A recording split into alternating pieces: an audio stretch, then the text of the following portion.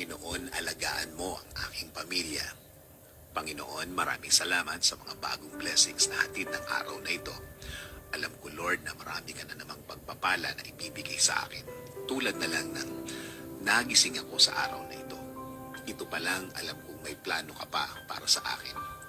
At alam ko, Lord, na lahat ng plano mo, lahat ng bagay na gusto mong gawin sa buhay ko, ikakaganda ng aking buhay. Ikaka-level up ng aking araw-araw. At alam ko din, Lord, na alam mo ang lahat na nangyayari sa aking buhay.